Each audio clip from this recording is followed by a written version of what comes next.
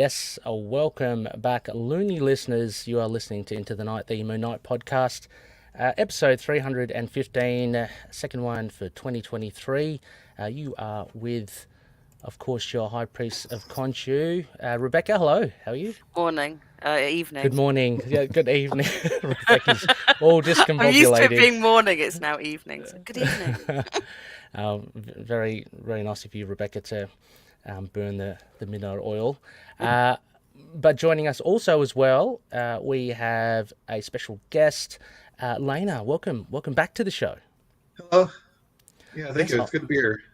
Yeah, it's great, and Happy back, yeah.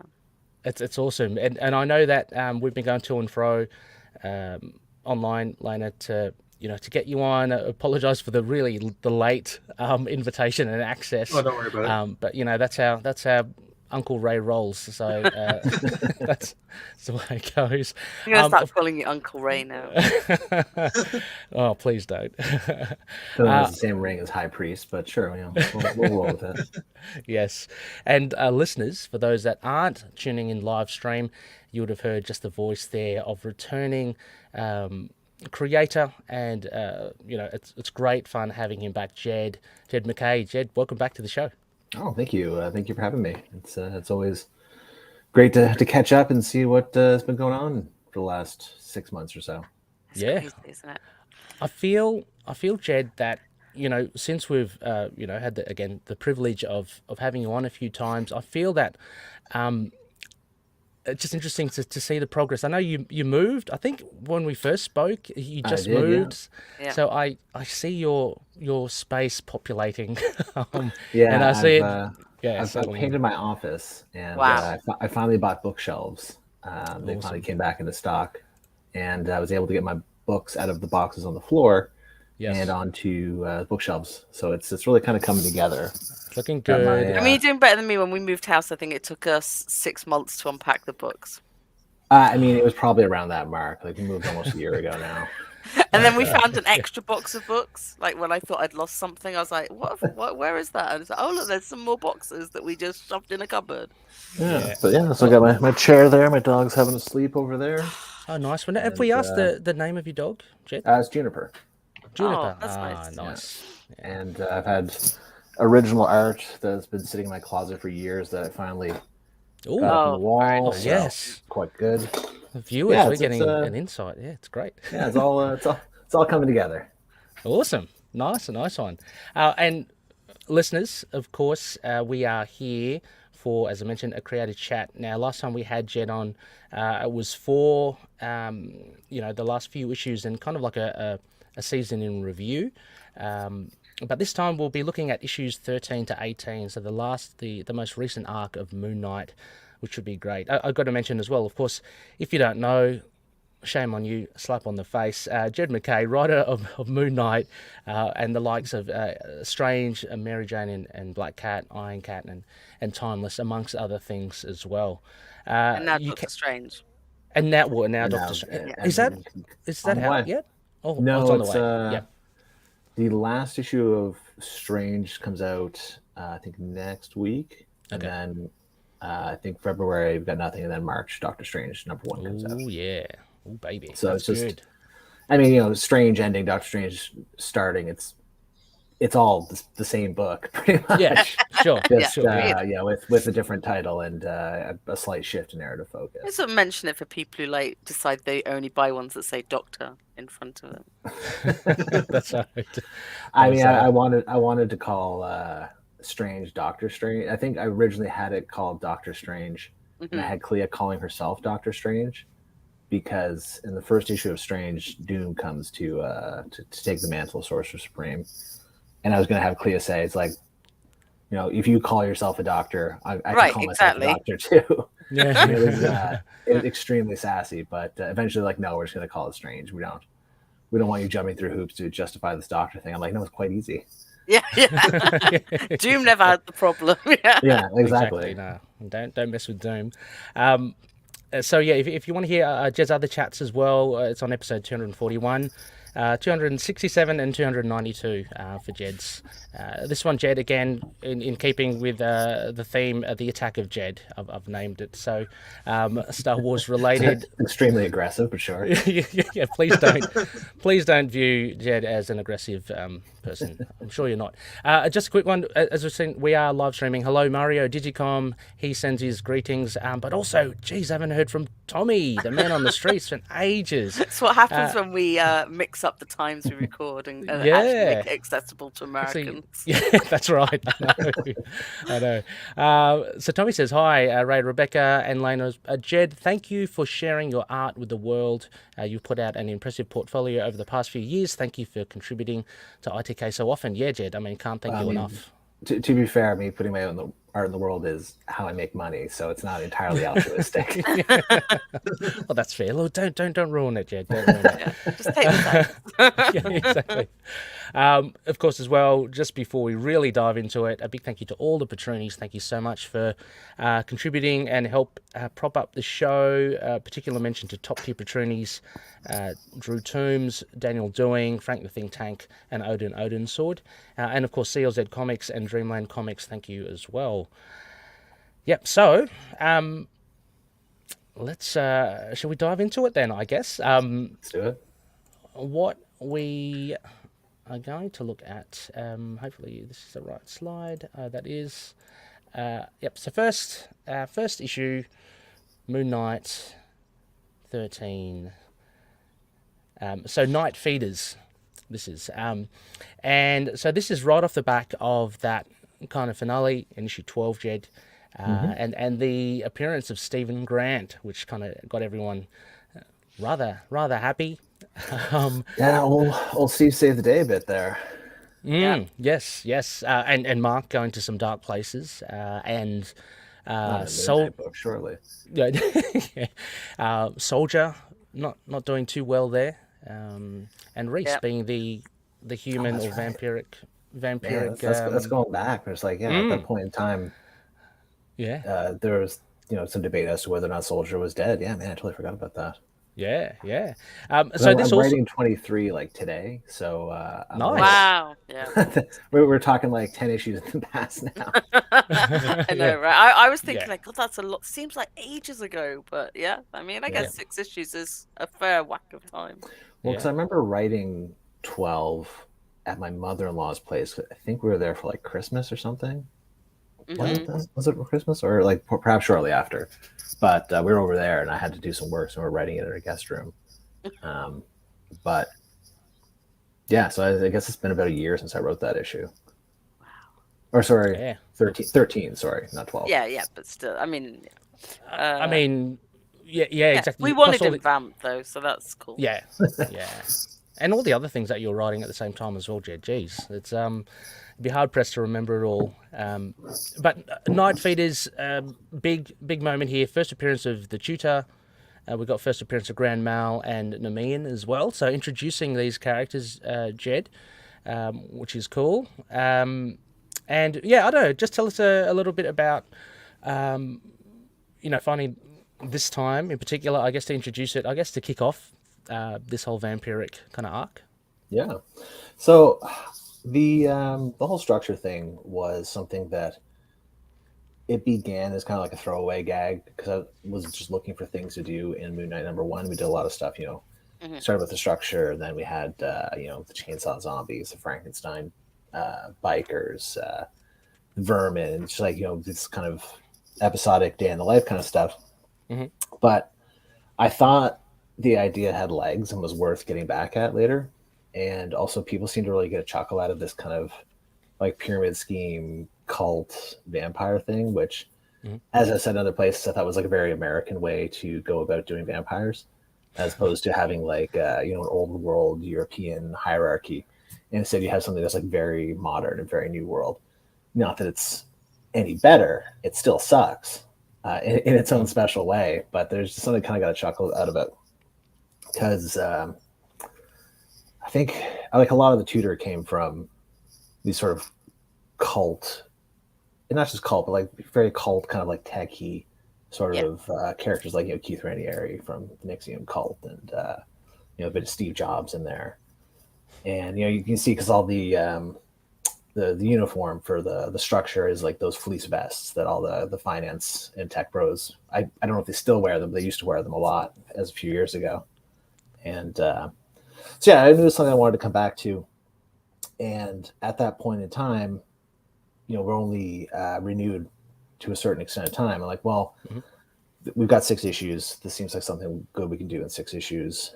And then we'll move on from that.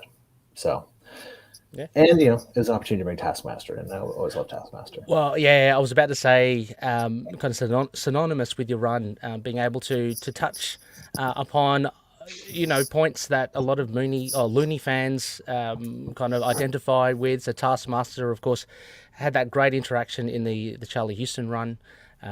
So it's always great to see both of them. Well, I mean, they didn't come head to head, but it's always just great to see Tasky back there, and at least giving his thoughts again, because again, one of those more popular phrases comic book fans know, I think, about Taskmaster is about he doesn't like to fight against Moon Knight. So they've got this special connection because he doesn't like, he's got no defenses.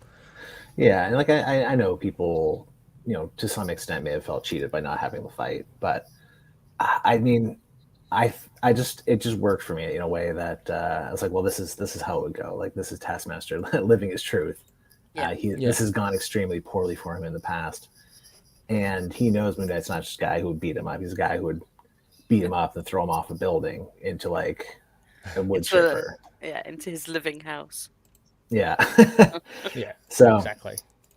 It felt right to me, and like I understand people want to fight. That's totally. I think it's sometimes nice to not be expected as well, or not. Like we always expect Tasky to fight, so it's kind of nice to see like why he wouldn't, and it all makes sense, and it touches back on the older runs, and and it's like that's not really his purpose in the story anyway, because this is like your new jumping on point. So Taskmaster's purpose here is to big Moon Knight up and to perhaps a new reader who's like, I'm not going to read these first 12 issues, but I've heard about it. I'm going to pick up issue 13. They know what they need to know about Moon Knight for the purposes of this story. Yeah. Coming from Taskmaster. Yeah. I love how Sabatini draws Taskmaster. I mean, the face is a great Taskmaster, doesn't he? Yeah. It's literally like a skull. So that's fantastic. Like a very gnarly skull. Yeah. Yes. Oh, yes. Yeah. Very. Yeah. But yeah. Sassy, slightly grisly. Elena, any thoughts on issue 13? I mean, I know you liked it as well. Yeah, mainly just that I was really happy to see Stephen back at the end of it, and I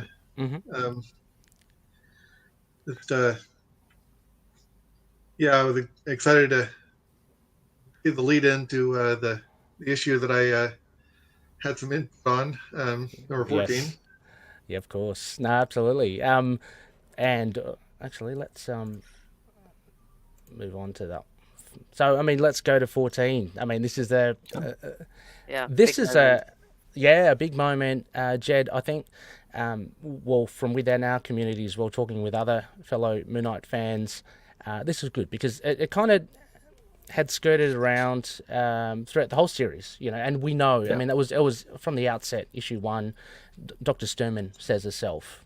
I'm not focusing on that, but of course, it's a large part of Moon Knight. So it was really good to see it's focused on in this issue.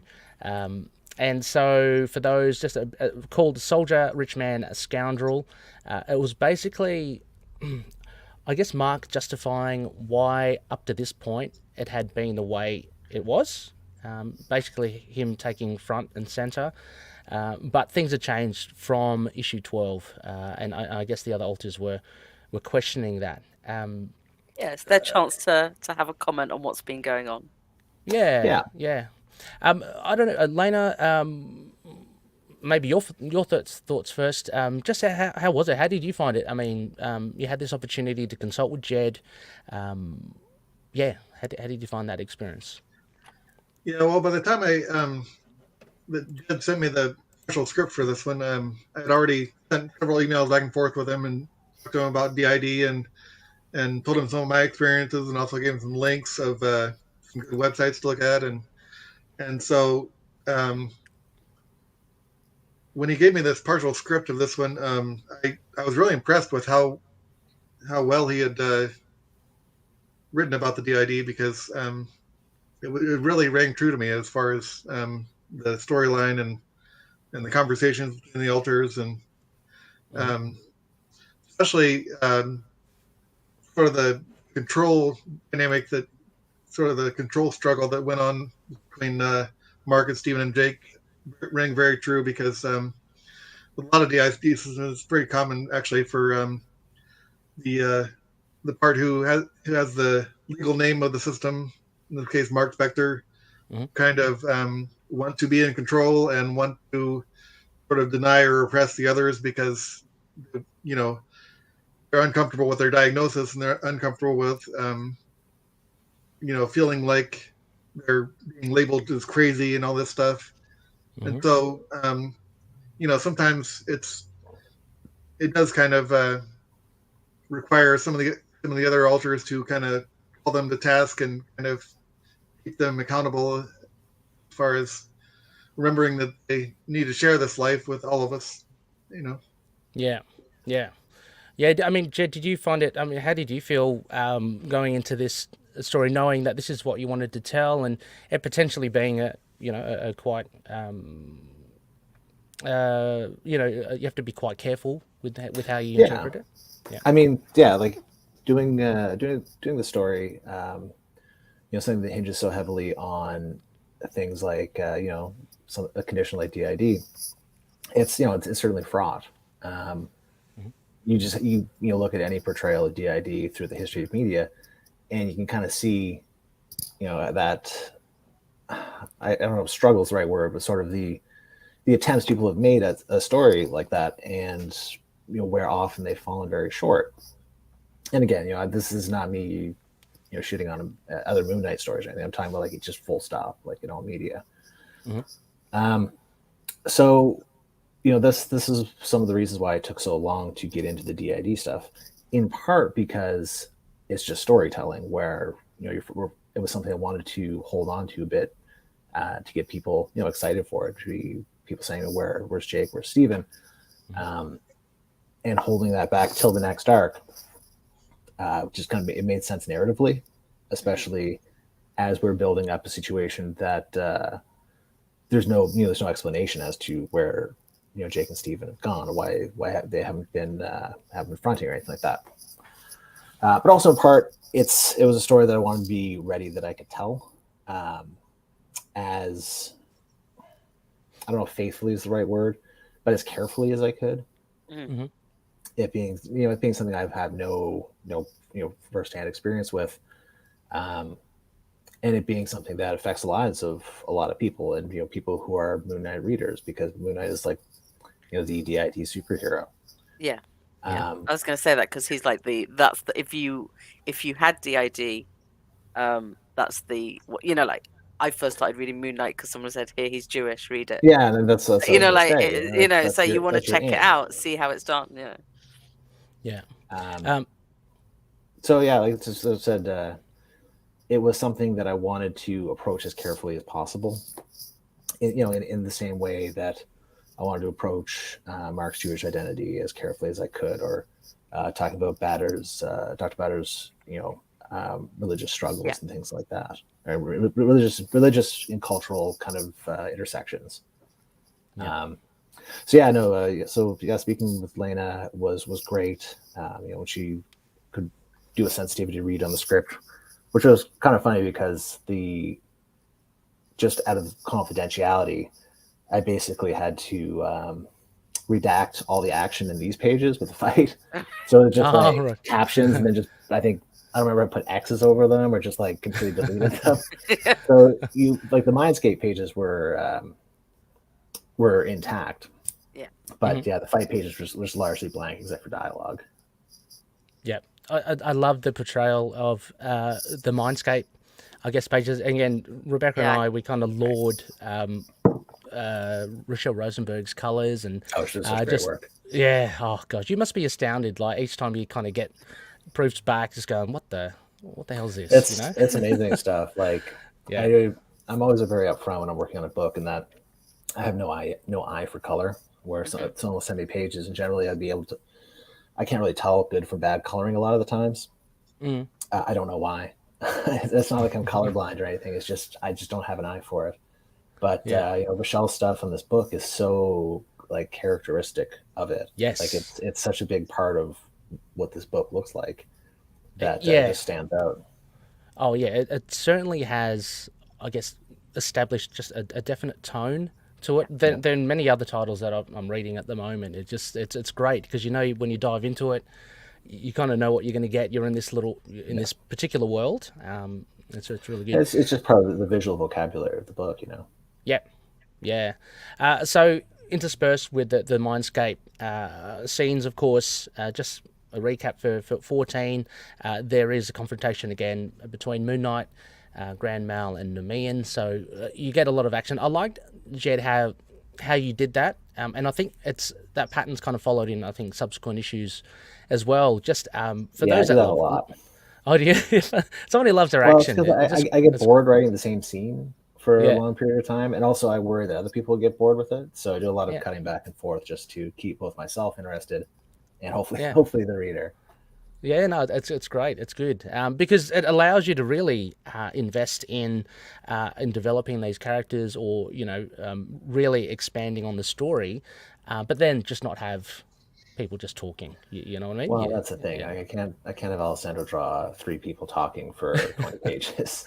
Yeah, exactly. First off, Freeforge would not have it, and secondly, if it got through, like who wants to draw that book, especially when you're like, I mean, sure.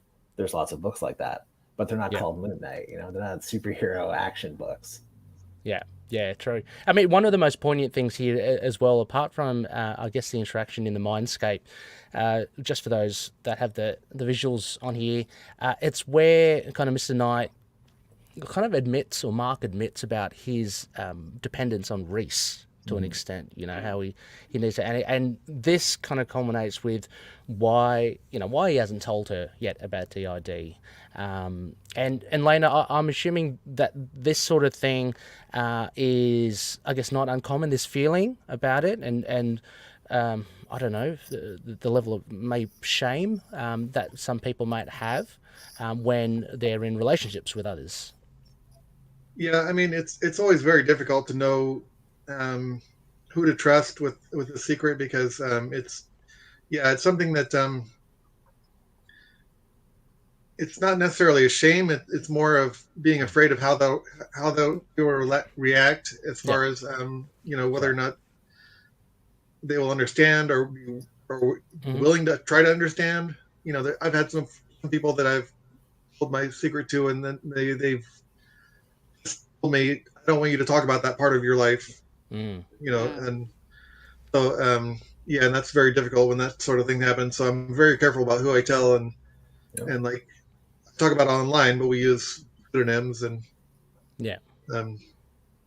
it's great, and I think it's very touching here as well, because Reese has become quite a liked character, Jed. I think it's fair to say. Loved. So. Okay. I was trying. Loved character. Bump that up, Ray. Bump it up. So I'm really loving the relationship between her and Mark. You mentioned also, Jed, about like building up to this kind of scenario where the alters are kind of talking to each other. There's also, I mean, we haven't lost the fact of the original support cast of Moon Knight as well, because that was easy for people to probably at the outset to go, okay, well, what's happening to such and such, Frenchie or Marlene, and I liked how that was touched upon to let us know. But for the most part, again, I think I've mentioned this before, I don't think many people really minded that because of the strength of these support characters that have been built up. So, well, except for the guy who tweets me the same demand every couple weeks, but was it? I mean, that seems in and of itself fairly mild compared to what some tweets have been. Oh, sure. Is that Russell, Jed? Is that Russell? Stop it, okay? Stop it. Russell would be like, Zodiac's back, Russell. Yeah, you can pause for a while. Yeah, well, I put Man Mountain Marco in a book. Exactly, right? You know? Yeah, exactly. That's it. Yeah, done. But yeah, a great issue here. And we get a little snippet into, I guess it's the lead up. Or have I jumped to? Oh, yeah, the lead up to issue 15. I'm alluding to, to Jake and in the bar. And again, we'll get another introduction to a really interesting character, only slightly introduced. Jed, I'm hoping that she gets fleshed out. But we'll go to issue 15. This is the bartender? Yeah, Naomi. Oh. Yeah. I didn't realize she had followers. Oh, might be just me, but but no, I think it's I think it's great. Like another one, hooray! Not just I don't know. Just a podcast for her too, Ray. I might Don't well. tempt him. So issue 15, Moonlighting. So again, we get first appearances. Naomi, the barkeep, Big Claude Peters. Jed, why? I got to ask, why the double E? Is it South African, Dutch origin? It's Belgian, isn't it? Belgian. Sorry. Oh, he's mentioned it's Belgian. Because he's Belgian. Lockley keeps calling him French.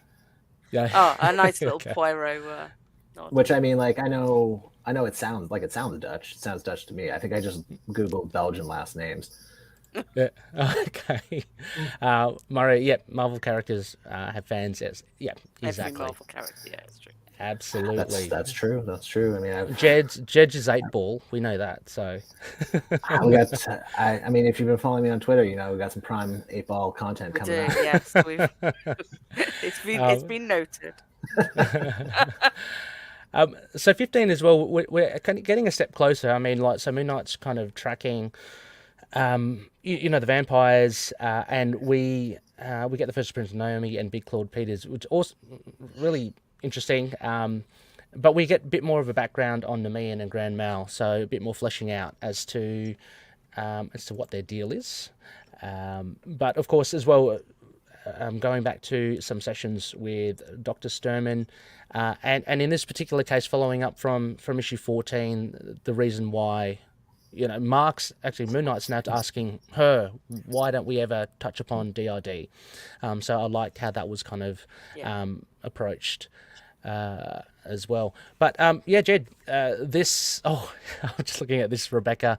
There's the hairstylist as well. The famous haircut as well. Yeah.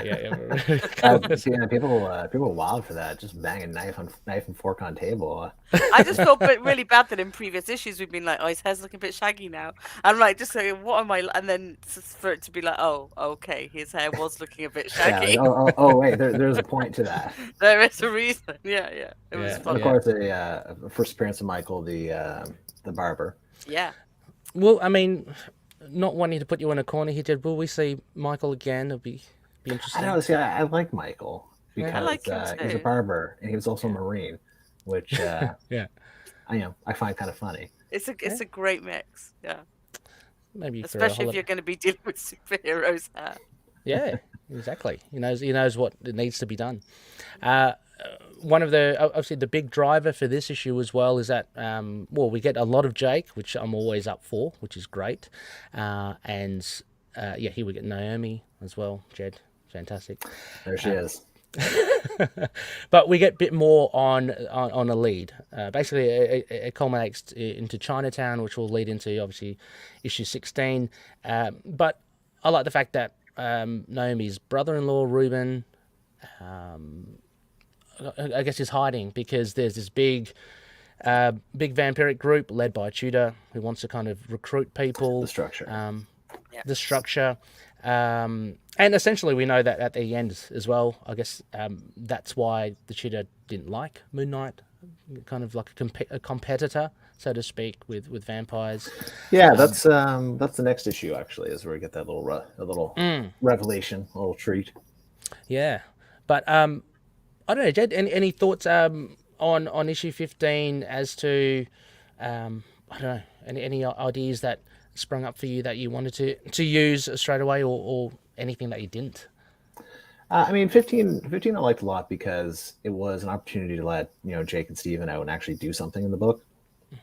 Not just all of them conversing mentally in the previous issue, but getting out and like doing their jobs as they were originally envisioned, way back from Moon Knight #1. So we have Jake. Jake's running down leads on the vampires. Stephen is running down leads on the assassins, and we just see how they do their jobs through various ways. Jake goes and talks to people in a scummy bar. Stephen pays people off at an incredibly expensive bar. Jake's out there pounding the pavement. Stephen hires someone to do the job for him. He's like, I have this money. I'm going to hire a researcher. This is how I get things done. Yeah, that was.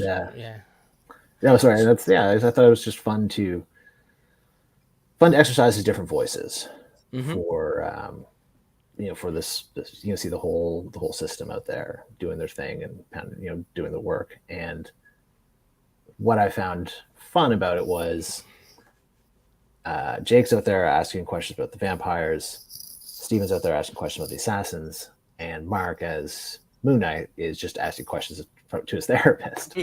So they're all trying to get to the bottom of things in their own way, and their own particular bottom of things.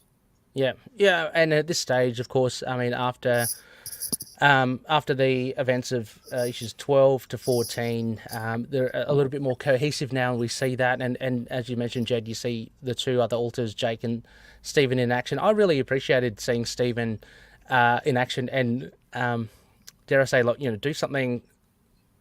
I don't want to say of worth, but because in the past we've only seen Stephen show how rich he is, or then I'm just kind of he does things of use occasionally, but this is it's interesting to give him that kind of track to really sort of join in and because that's kind of a challenge though with Stephen is if you go back to older Moon Knight stuff, Stephen is the one who's around most of the time. Stephen Grant's mansion. That's true. Marlene almost always talks to Stephen. I mean, obviously he's all behind all the gadgets and But you don't exactly. But you don't see him actually, doing some of the legwork, which is good, which I really loved in this. I mean, apart from as you mentioned in the older runs, and taking nothing away from it, of course, apart from seeing Stephen, purchase artwork. Or lounge around in his mansion. We do see him at the tail end of a meeting, in front of a boardroom, and then he goes, and it's it's good to actually see him do something that helps everyone else. So really good. The thing is, Stephen is very canny as a character. He's as smart and as capable and as intelligent as Mark or Jake. He just has a very different arena. And prior to us digging in with him here, Stephen's main purpose was he was the guy who made the money. Without his money, the whole Moon Knight operation wouldn't work.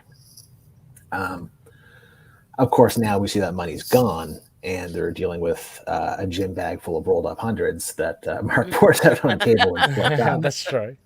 So, with his purpose no longer being making money, I had to find something for him to do. Yes, because maybe a guy who makes money is not particularly interesting as a comic book hero.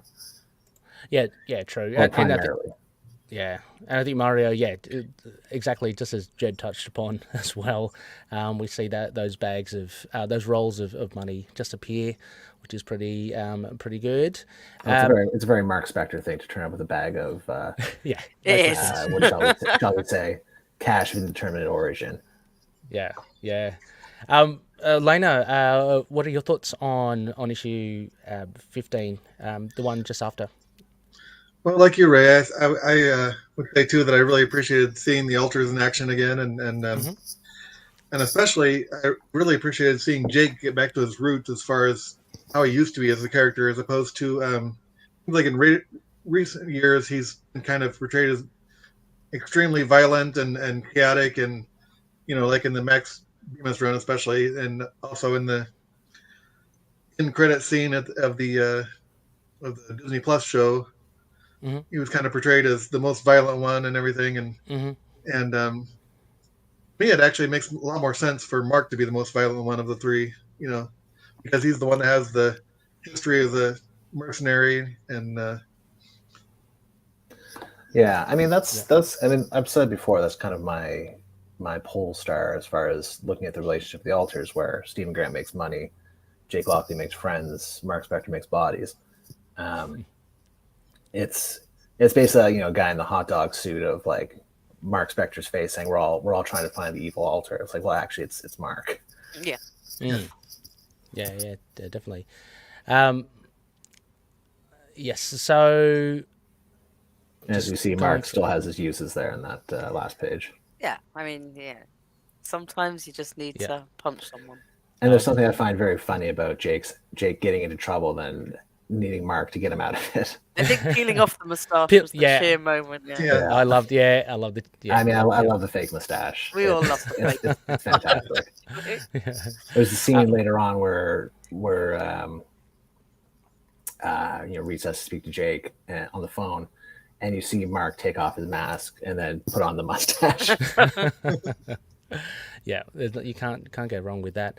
We see a bit more on Soldier as well. So we're getting little bits of Soldier, which reoccur just with his, I guess, allegiance to Mark and why he likes to follow. He gets a sense of stability, of course, having come from Hydra as well, and as well as like Moon Knight saving his life. That doesn't hurt too.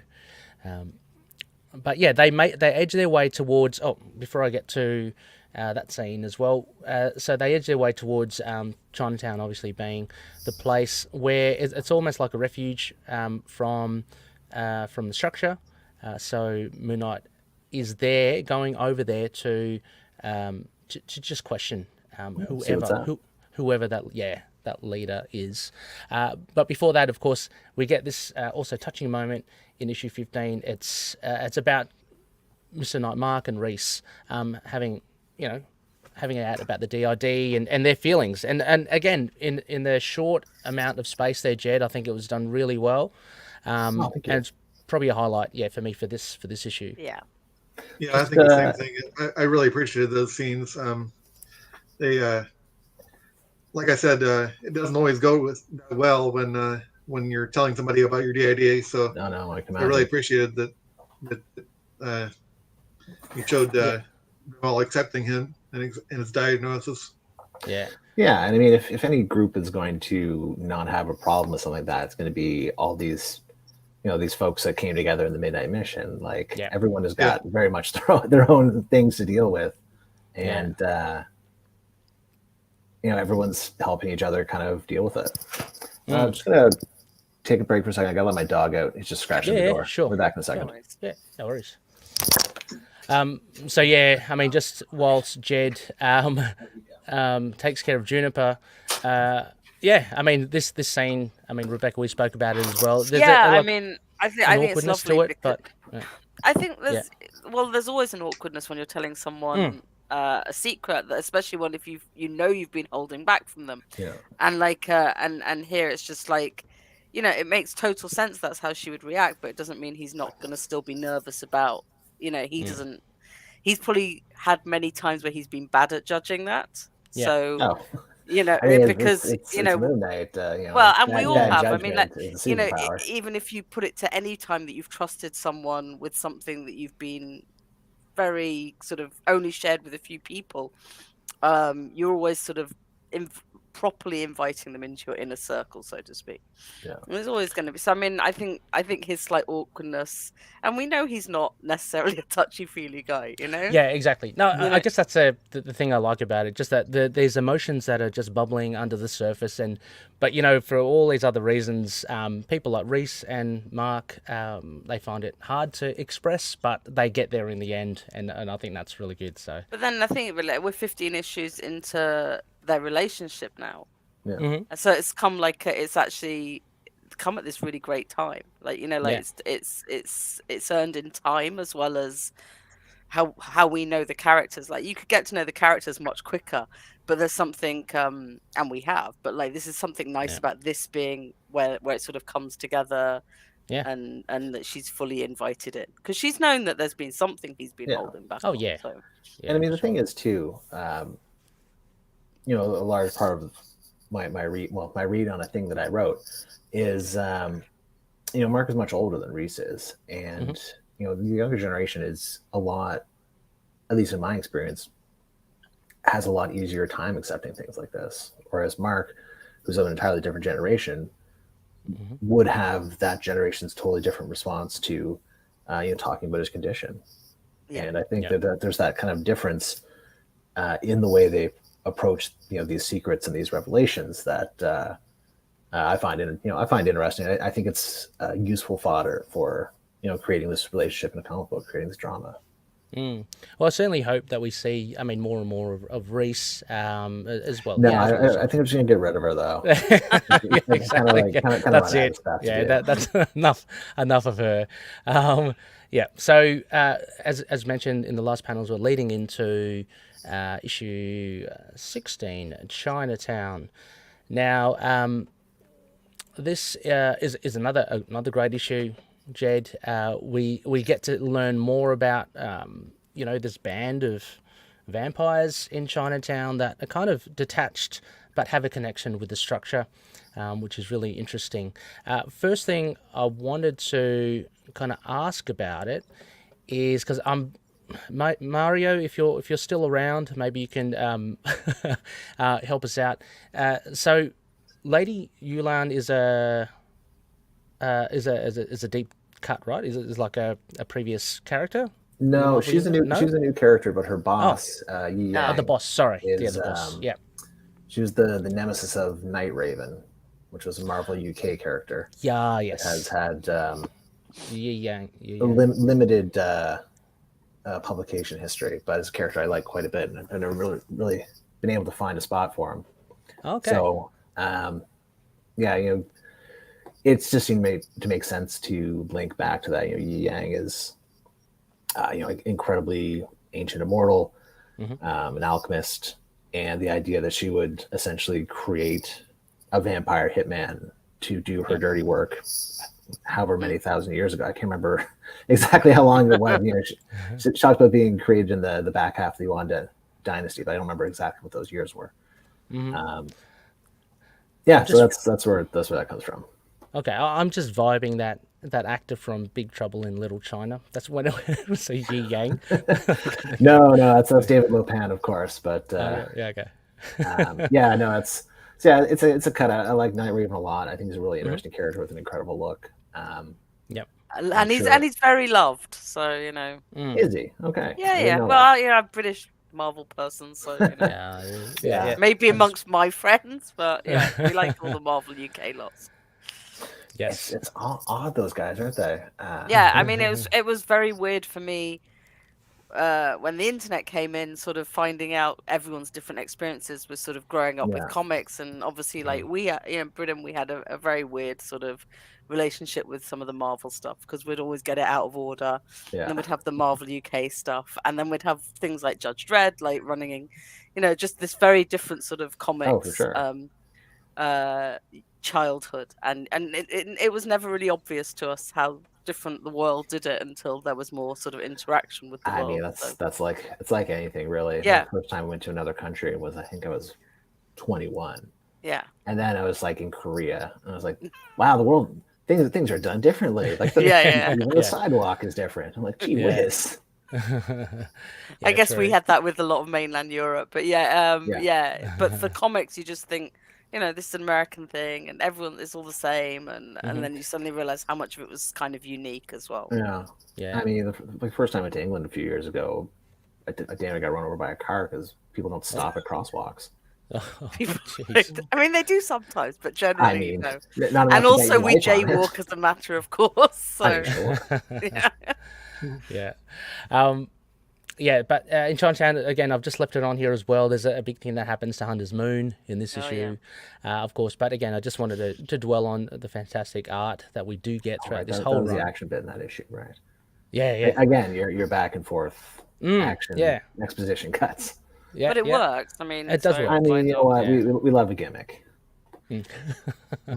But yes, so we see Lady Yulan. So the tie-in here for, again, just a little reminder for everyone, of course, that it wasn't her, it was one of her brides, right? That the tutor who wanted to kind of create basically the structure, and use vampiric kind of evolution as a stepping stone.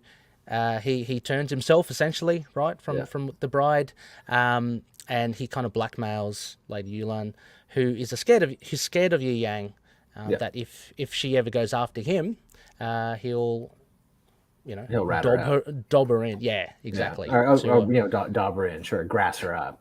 An Australian phrase, though, right? Okay. Most Australian. I've never heard that one before. That's fantastic. Oh, okay. You never watched Neighbours, clearly. Yeah. So. This may surprise you. Neighbours is not huge over here. No. Thank God. How I learnt all my Australian phrases. Yeah. I mean, Coronation Street had a following, I think, but which is crazy. But yeah. As Mario said, everyone's a fan of something somewhere. So, fair enough.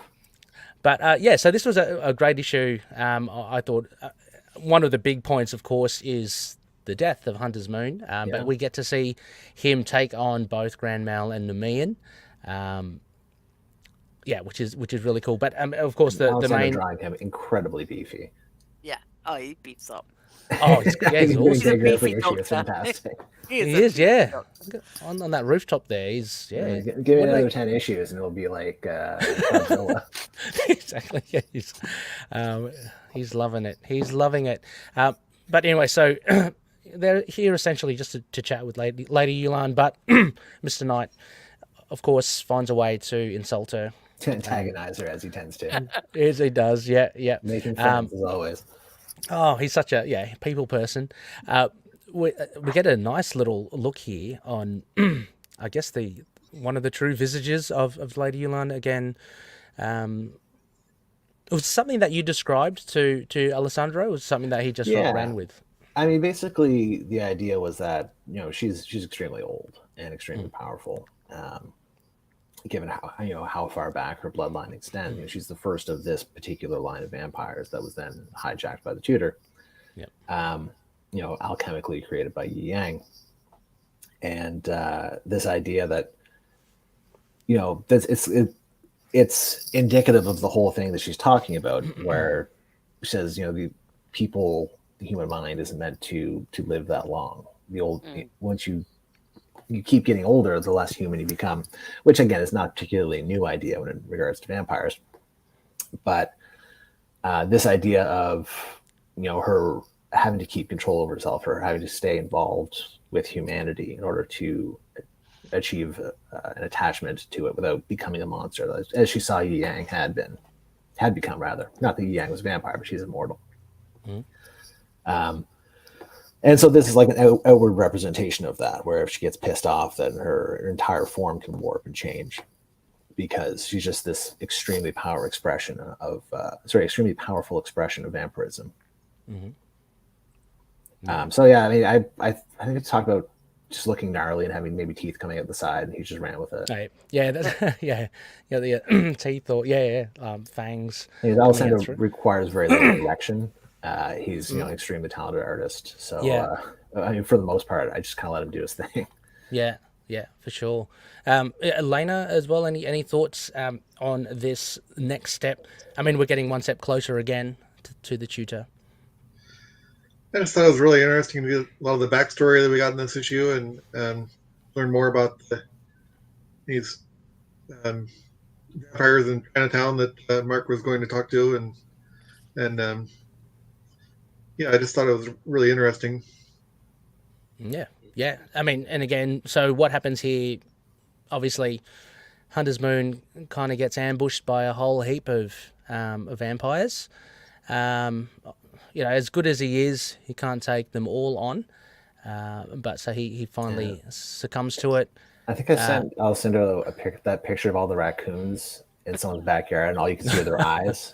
I think that was my reference for those vampires. I'm not quite sure. I may have just described it, but I think I may have attached that photo. Well, I hope you didn't have a reference for this one with Hunter's Moon. Impaled with crowbars and all sorts of construction site tools. Because they've been dancing around on top of buildings and around construction sites. But it's Nemean that kind of finishes it off. The big crack And this shocked a few loonies as well. It was like, oh god, I hope so. Yeah, it was not what they wanted, because Hunter's Moon has become quite well liked as well, especially during around that Devil's Reign period where Moon Knight's in jail, and we had those were my favorite issues. That was a number. Yeah, we wanted the Hunter's Moon issue, and we got one. So yeah, but it was amazing how many reviews I saw. There's the book's called Moon Knight. Moon Knight's not even in it. It's like, you ever read comic books before, dude? I know. And then on the other side, there's people calling for Hunter's Moon minis and things like that. I know. You're always gonna get that. No, I think it was good. It was. It was quite funny. I think before that issue had come out, I posted a panel from the annual of Moon Knight and Hunter's Moon driving in a car, because I really liked it. I think it was Federico did such great work on that issue. I was really hyped about when he sent me the art. And then almost immediately after, I was like, shit, we're killing Hunter's Moon this issue. That is not something I need to be showing people, that he and Moon are driving around in a Cadillac shortly afterwards. Yeah, exactly. So then that prompted me to put another Reese reading order image up there of this the annual happens between issues 15 and 16. Yes. Oh, that's right. I was man, I got to really cover my ass on this one. I think I was talking to Federico. I'm like, if you're posting previews from your annual, don't post any of the Hunter's Moon in it. He's like, oh yeah, that makes sense because he dies. I'm like, it does make sense, doesn't it? It doesn't make sense if you're not a stupid asshole like myself. And then we'll get to the annual, of course, as well. That was starved of annuals there, Jed. And I spoke to Rebecca last episode. We were kind of having a bit of a giggle. I think the last time we had you on, I think we touched upon annuals, but you kept such a good poker face. Very coy. Very coy. Yeah, it was good. Don't invite Jed to poker. He'll win. I'm trying to think I would have been working on it by then. So because I can only assume, because it was it was not that long after. Yeah. But moving on to issue 17 now, Home Game. Great. I love this cover. So Jed, can I ask as well? Probably a really silly, simple question. Covers, right? They done way before. They're done way before the stories are completed and stuff. Or I think maybe they're done. I mean, I don't really know. Oftentimes, I don't see the cover until it's attached to the PDF that the lettering draft in. Okay. So I'm not. I mean, the whole cover process is kind of largely outside of anything I'm doing. Okay. No, I only ask because this one.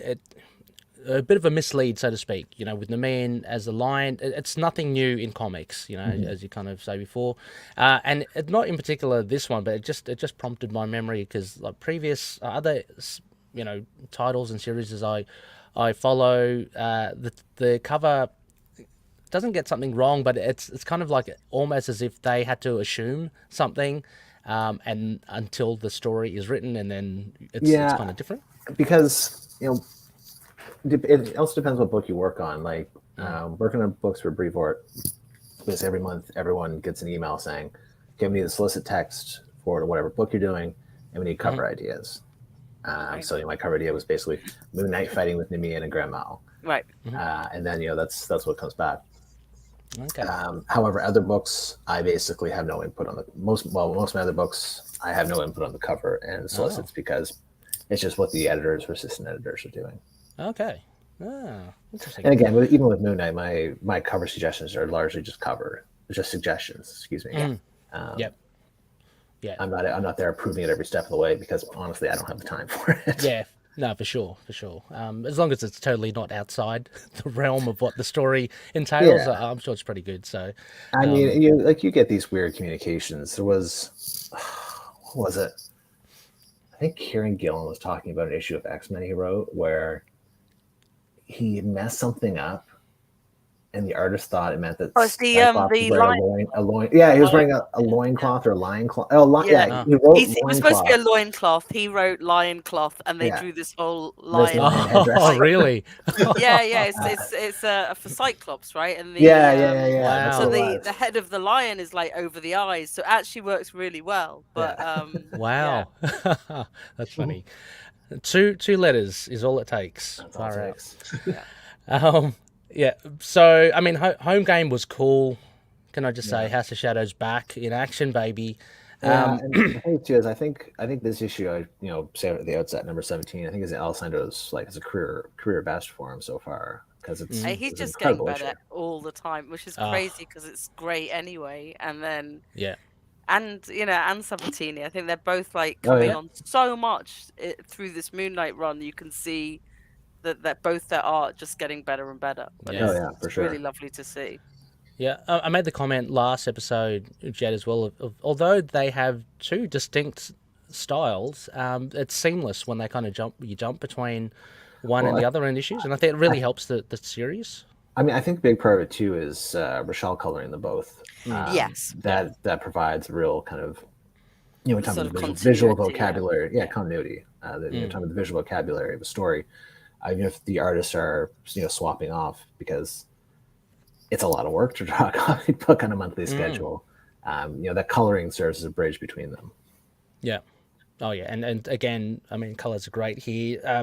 For those little prompt, Moon Knight drags Nami and Grand Mal after the death of Hunter's Moon to the House of Shadows and lets the House of Shadows take care of them, so to speak. Really cool. There's so many great splash pages in this issue, actually throughout the whole series. But I think I was counting. I think there's like 5 splash pages. Yeah, in this issue. It's absurd. But they all like. I always have a hard time with splash pages because, I'll write 3 lines. I'm like, well, that's my page rate done.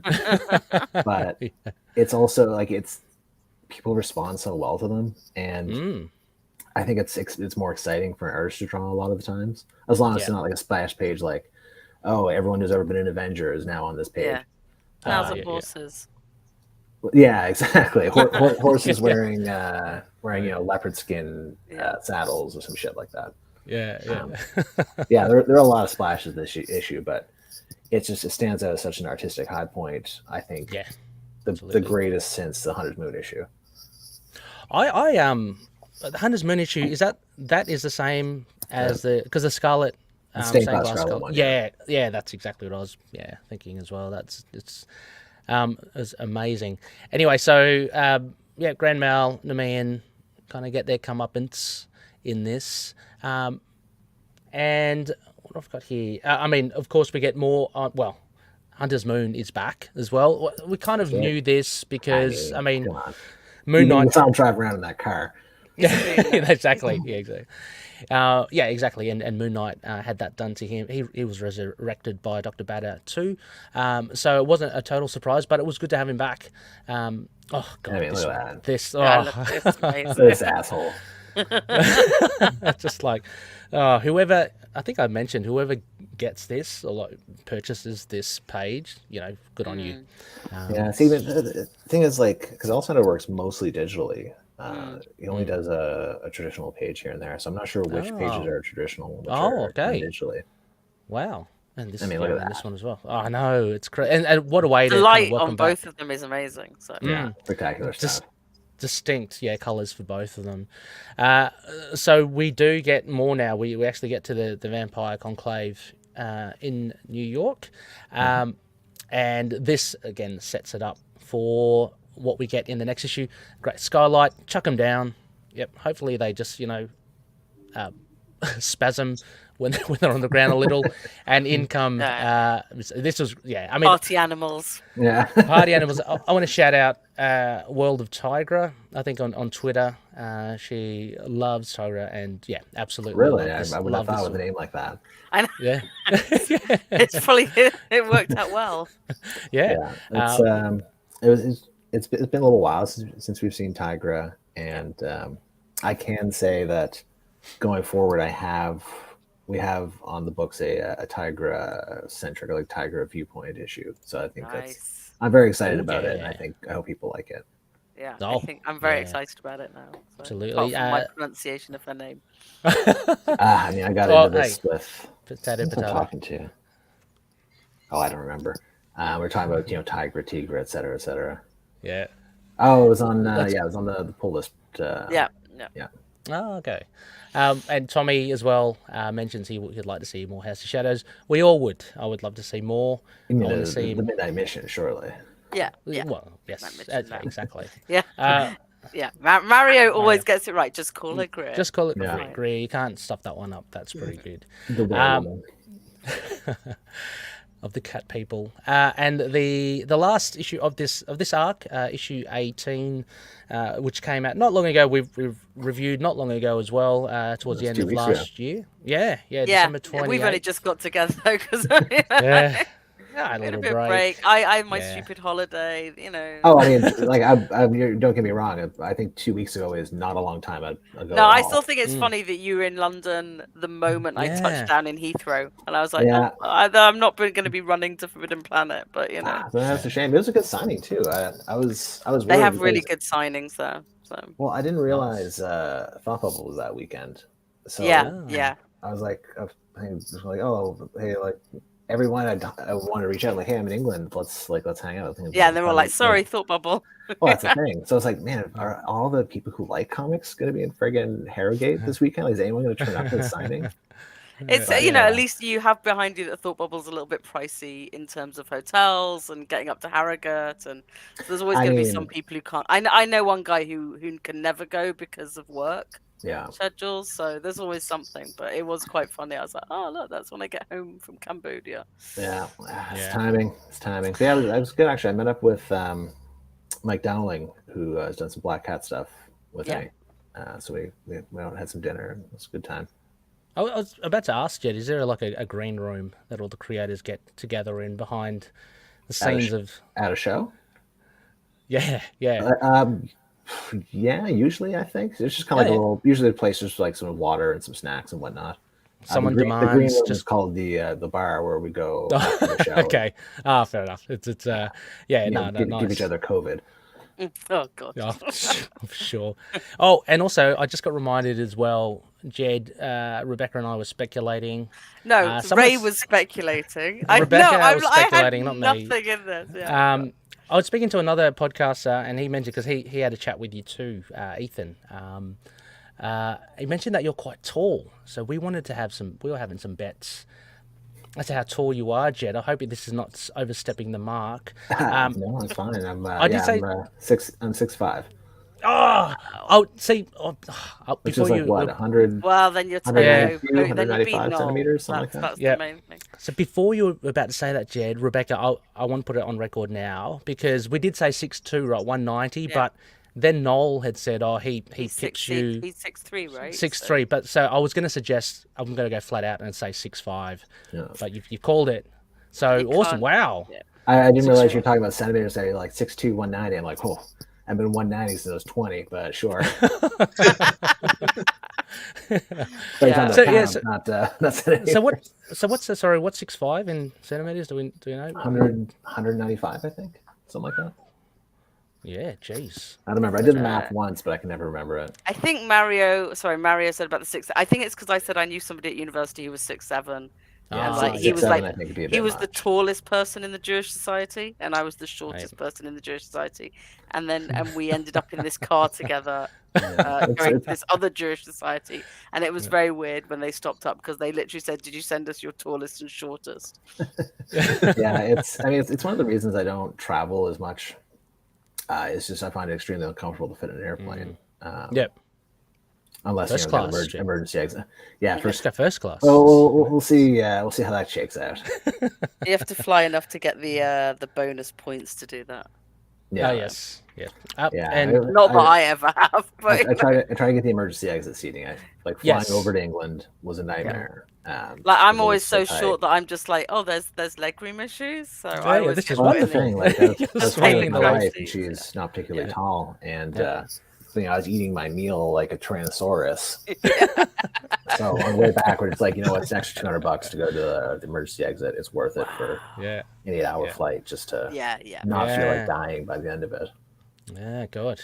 Well, no, there you go. I mean, loonies, if you were wondering from Rebecca's speculation last episode. There you go. There you go. Moving on to the last one, as we mentioned, Party Monster. Fantastic. So we get, this is the action. This is where it kind of ramps. All comes together, Yeah. I think 9 times out of 10, I forget to give these individual issues names. And then one of the assistant editors emailed me like, "What do you call this?" I'm like, "Oh shit, I don't know." I'm like, "This has to go to press. This has to go to press. Like, what is the name of this story?" I'm like, I would be terrible at that because I'm just that. like going. I just always think of them as their issue numbers, and then Ray will come up with the name, and I'll be like, "Oh, I forgot they have names." Yeah. I mean, they're not terribly important. They're just a bit of fun, but no, but they are good for distinguishing which issue we're talking about without always talking numbers. So yeah, exactly. And these both Tigra, Hunter's Moon and Mr. Knight are definitely party monsters here, crashing the party. There's a great exchange here. It's kind of like, what was the adjective that he's with the tutor? He was just so sure of himself, you know, and then you have Mr. Knight very sure about what's going to happen. I love the fact that behind the scenes, again, so we get the support cast, Soldier and Reese, helping out Moon Knight. So he's not, he's not a lone wolf. Many people think that Moon Knight is, because he doesn't like, teams. The Avengers is always on the outer, but he does have his network, and it was good to see Soldier and Reese here. I mentioned to Rebecca last episode, Jed, I was just waiting for, because Mr. Knight says, like, he almost cues the sprinklers, and I was just waiting for Soldier to stuff it up somehow. But, I mean, you know what? If I had more pages, maybe we could have done something like that. But I like him being competent, so I'm fine with that. Yeah, exactly. Yeah, it was about time the Soldier had a bit more to him than just the guy who says yes, boss. Yeah, I mean, he is very much that guy, but here we see why. And how that's a part of him. And the umbrella take is awesome kick-ass moment there, Jed. So good. Another beautiful page. Just thrown in through the broken skylight, and it catches it, and thump or whoosh. Actually, thump would have been better in retrospect, but I think it's works. So. Yeah, it's good. It's good. And then the sprinklers happen, and the big moment is, what the hell. What do you think this is doing? I mean, Shooter grabs Mr. Knight, and it's, well, I'm a priest. I'm not a superhero. And so he consecrates the water.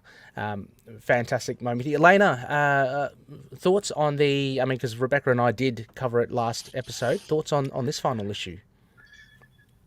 I really like the part with the Soldier where he describes how Hydra treated him versus how Mark treats him, and kind of highlights the difference between abusive leaders that take advantage of people versus people that are more effective leaders that are people with dignity. Yeah, absolutely. I really appreciated that, and then also the whole thing of the holy water sprinklers that kind of took me by surprise. I was kind of halfway expecting Reese to be, Soldier to be picking up some kind of like artificial sunlight or something, but that kind of took me by surprise. I really liked it. Yeah, I mean, poor vampires, they have so many ways that you can disable them. They're fine. No. There's always more vampires. That's true. That's true as well. Some other fine moments here. I love the claw. Was it the silver claw caps that Tigra gets to adorn on her claws to really make a mess of things. And Hunter's Moon, who's not 100%, but I love it how he attacks this moment with vigor. I mean, we know he doesn't like vampires, so maybe a bit of a therapeutic, therapeutic little this is the second time he's murdered by vampires. Like, he's got some things he needs to work through. He's got some issues there. But, a fantastic kind of end to it. We don't see it. It's kind of off panel, but the demise of the tutor as well, who kind of backtracks and wants to, look, I can work for you. I can make things happen. He's a weasel, yeah. So he, I'm assuming, gets decapitated. We had a lot of fun chatting as well, Jed, just about this Renfield-like character. Just because of the TV, is it TV show or it's a movie coming out? The film's coming out, Film, Nick Cage. The trailer had just released, I think, around when the comic came out, so it was quite funny. Just after, maybe. And again, Sabatini doesn't want to be outdone by Capuccio, so he chucks in a fair few splash. Some great dramatic splash stuff. Yeah, not as chunky as Alessandro's. It's a bit more come back live. to life, No, that's true. Yeah. burn those calories. It's the diet, the death diet. Since he got for sure. But no, fantastic. So such a great roundup, Jed. This arc. Now again, I'm just kind of lost as to what I can ask, maybe or not. Moving forward, we know we'll get to the annual. Don't worry as well. I haven't forgotten about that. But next cover, Commodore Planet. Oh, sorry, one of the other big things, Plesko, Rebecca. Plesko in this. And Zodiac back, of course. Yeah, and Zodiac as well. But Plesko was. Yeah, I think there's so much that you can do with this guy, considering his stint in Mark Spector Moon Knight, but just the nature of ex-merc and a psychotherapist. So, very interesting. Former Shadow Cabinet. Well, I mean, I have a friend who just wants to know anytime the Shadow Cabinet is referenced. So, I have to be on the ball for it. But he was very excited to hear there was more. So, and just we'll stick around for a couple issues. Yeah. Okay. Yeah, absolutely. And just good to see as well. Zodiac. You can't keep an absolute dickhead down. So he's he's back. He's such a little shit. Yeah. In some capacity. And you'll be sick of the sight of him by next issue. Let me tell you. Yeah. Well, no. Well, I love him. This is great. So that rounded out the arc. I know, Jed. Any thoughts on? I mean, just I guess personally, self-critiquing. How did you find the arc? Was it everything that you wanted to flesh out for this run? Yeah, on the whole, I think it was successful. It did what I wanted to do. Yeah. It's always tough coming up with the next arc after a big debut arc like the whole 12 issue Zodiac thing. 12 issues, 12 Sons of Zodiac. Anyways, I would have clever. I should have had each issue have its own Zodiac sign. So yeah, doing a shorter arc, and your follow up, your sophomore arc, is always going to present its own challenges. And I think for the most part, I'm very happy with it. People seem to continue to enjoy the book. I'm assuming the sales are doing well if they're letting us keep going. And I think there's some good big punchy moments. I love that showdown, the Midnight Mission. The death of Hunter's Moon, I thought hit the way I wanted it to. As far as perhaps regrets or things that could have done better, I don't know. And again, I think this is entirely on me. It's not an artist thing, but I don't know if Nimian and Grand Mal really hit the way they could have. Perhaps going with established supervillains might have been a better move. Hard to say. I don't think they made as much of a splash, not necessarily as I needed to, but you always like to see your new characters well received, and a lot of that I think is down to how I use them as well. Yeah, we don't get a whole lot about them because they're there to be destroyed. Yeah. So I wonder if perhaps using Bullseye or something would have been more effective. Yeah, I kind of like I like having the sort of the new ones, the new names, something to think about. What they're not knowing their powers straight away, how they tied in with the names. I kind of like that. And then obviously you want that, you don't care too much if they die, unless you're Russell, probably. I'm like just guessing on Russell's behalf that And I know people die, but if you have Bullseye, then you have to think of a way for him to be able to not have died. Yeah, and I mean they didn't die. They're still alive. But they're quite poorly done by.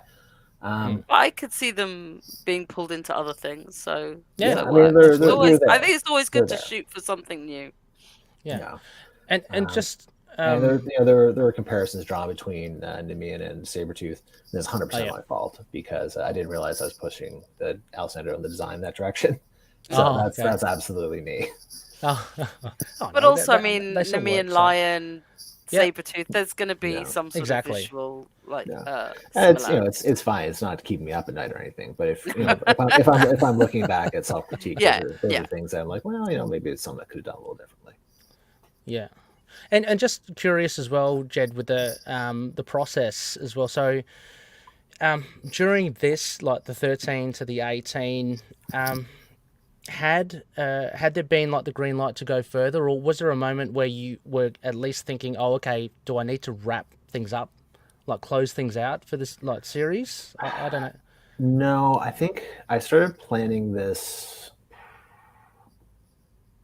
around a year ago, I think. So it would have been about a year ago I started planning this arc. Yeah. And at that point in time, said, well, we're approved for 6 more issues. We don't know if there's more coming yet or not. But I mean, with these books, you never do know. Yeah. So instead you say, okay, well, here's my 6 issues. If it comes down to it, we're canceled at 18. I'll have to put another page of them at the midnight mission saying like, oh, wow, it's all over. Yeah, like, okay. Well, actually, it feels like a beginning. Yeah, like, sitting around having their coffee and the end ... question mark. That yeah, sort of thing. exactly. Soldier coming in with a tray of coffees. There you go. So Okay. I didn't know whether to be going. I mean, and also I tend to go into these things very optimistically. Yeah. So Yeah, cool. trying to plan for success, but Yeah. But no, like all told, I think as an arc, I was quite happy with it. Yeah. Because it was an adventure story, and it was Moon Knight versus vampires, which is splashy and fun. But it was also that big thing with Moon Knight in his current iteration coming to terms with his DID. Yeah. Yeah. Because, and again, like I kind of am starting to wonder how many more times I can reference the Age of Khonshu, given this happened quite a while ago now. Yeah. But yeah, I think that's kind of like one of the last times I can really do that and say like, this reason Mark has become very controlling over the body and controlling over the life that they share is because of him, overcompensating or trying to right the ship and pulling the wheel way too hard after this whole Age of Khonshu thing, which again, was the springboard for this whole run, for this whole new stage in his life. Yeah. Yeah. Okay, well, I mean, look, that's, just super excited to see where it goes from here. But between some of these issues, I can't remember exactly, Jed, the annual did come out, as you mentioned. Did. And after issue 16, because people are like, how is Hunter's Moon alive here when he's dead? Yes. In the book? Yeah, because the annual and 17 came out while I was away. They're the ones I had to come back to catch up on. Yeah. And I got to say, this was such a fun, and this is exactly what annuals should be. So this is Homecoming. It's Sabatini, Federico Sabatini on this with Jed. And yeah, I guess a reintroduction, or such a nice little tip of the hat to Werewolf by Night. That old kind of connection between the two, and of course, bang, Marlene. Marlene. So it's actually a really cool way to, having not seen any of the original support cast. Assuming, Jed, that an annual was a great way to just be able to do it without kind of disrupting the flow of the series. I mean, like annuals, I think annuals are really interesting, especially for me. Doing this annual is allowing me to do stuff I wanted to do without eating into my pages for a main series, or like eating into my issues, So I have always wanted to check in with Marlene and see how where things stand now. I have always wanted to do a Werewolf by Night thing because I love calling back the dumb bullshit, and Werewolf by Night is it's right up my alley. But I can never find a place for it because the demands of the story and demands of keeping momentum just never worked out. So when I was given the annual, I was like, well, this is great. Like, here's 30 more pages that I can just do something entirely independent of the main story, but still do the kind of stuff I wanted to do. Yeah. No, we get also not. I don't think it has been done since the Bemis run, using Diatress, the character. She's been mentioned before, so that's great. And I guess shaping a little differently Jack Russell and establishing this thing about the King of the Wolves. So now, I mean, we've firmly established the supernatural element, I think, and it was great to use the annual to have the werewolf element to it. And we've got the vampires in Moon Knight's regular series. Because I was reading Old Werewolf by Night. It's just a really great series. Like, Jack Russell cannot remember when the fucking moon is full. Like, it's incredible. I know. He's like, oh, I've got to pay my rent today. Like, what else happens on a rent day? I can't remember. And it's like first night. You're like, shit. Yeah, exactly. But like, I was reading that, it was really interesting to me because it's been a long time since I read any Werewolf by Night. And Jack Russell's very young when that series starts. Like, he's living with his mom in like Malibu as a teenager. Yeah. And it was really interesting to me to say, okay, well, if we're taking this character like from that was when, because I'm reading his first stuff, and I'm like, well, this is how he was when he started. How weird was he going to be by the time we check in on it? Because we've seen how weird Moon Knight has become since he first turned up in Werewolf by Night. Mm-hmm. I wanted to turn that around and say, well, how weird has Jack Russell become since we've really checked in on it? It's a cool concept. Yeah, that's and great. Also, it's like some fantasy bullshit too, where he's like the king of all wolves. Yeah. So wanted him to have a title to contrast with the Fist of Khonshu. Yeah. Mm-hmm. And it's good as well. I mean, I think you have written Dietrich so well. I reckon Max Bemis would be loving it. I just loved her. I hope so. Yeah. I think she's a great character and a great addition. Yeah. But also, not a character I can bring in all the time. But one I was really happy to bring in on this issue. Yeah. Yeah. Again, annual's a good opportunity, I guess. Also the fact that Jack Russell, although he is the antagonist here as well, there's always that element that he's not totally kind of bad, and there is some sympathy towards his character and I guess the werewolves in general, and tying it with Khonshu was very interesting. Yeah, I mean that's one of those things we're kind of messing around with, perhaps the Marvel cosmology, and it's also in a way that may or may not be reliable, because that's another really interesting thing about Werewolf by Night. Is, if memory serves, that was the introduction of the Darkhold. Like, I'm pretty sure that was the first time the Darkhold appeared. I think so, yeah. Okay. And the Russell family has had a long history with the Darkhold, and that's where you're going to find horrible prophecies, if not the Darkhold. That's one of Jack's claims to fame. He's read the Darkhold and retained his sanity. Yeah. And now he's on the path to try to become, this werewolf messiah. Yeah, no, really great, and just I guess the fearlessness of Dietrich, but also coupled with how Jack, he promises he's not really going to hurt her. I think that's great. It just good characterizations of both of them. We get to, Jed, I think we're coming to the Cadillac scene here. Yeah, there we are. There, awesome stuff. Decide to crash it. Why not crash it into that mansion? The cemetery. Sorry. That was from that. What was that? Like Marvel anthology series? Was it Marvel Premiere? The latest one. It was because there's a Moon Knight story with Ben Percy and Juan Ferreira. Marvel Comics Presents. Marvel Comics Presents, yeah. And I emailed Juan, who had worked with him on Infinite Fury stuff. Mm-hmm. I was like, man, that car's so sick. Like, what kind of car is it? Send me the wrap. Like I said, fired it so I could bring it back. And so he sent me like a proper, like, when a writer picks out reference, it's like a picture of a car, but it's like halfway behind a fence or something. Yeah. When an artist sends reference, it's like front, sides, top. Oh, wow. Inside. That's so cool. Yeah. No, it's really good. A good moment here. Hunter's Moon, of course, as well, looking very much alive. And what happens between issue 15 and 16, Ray? Yeah. That's true. That's true. I saw it on the internet, and therefore it must be true. Well, actually, no. We should be looking at Hunter's Moon with a bit of pity, going, the poor bastard doesn't know what's coming. But yeah, silverware to get rid of. There are two main, I guess, acolytes to Jack Russell. Yeah. They're the only ones that kind of follow him, but that leaves Hunter's Moon and Moon Knight to face off. Marlene, I forgot to mention, so Marlene does come back Hunter's Moon faces off with Marlene.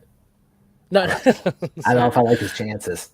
That would be good, actually. I wouldn't like to say that. Marlene's pretty good. Marlene's tough cookie. She is, yeah. And I just noticed here, so this, because it was mentioned in issue 18, the Kopesh, which had the sword, so that was in this here too as well. Great issue.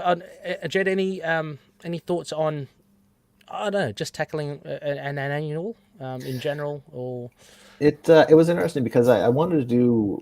There's like a whole lot more that I was going to do, like flash forward to what would happen if Jack Russell did kill Khonshu or something like that.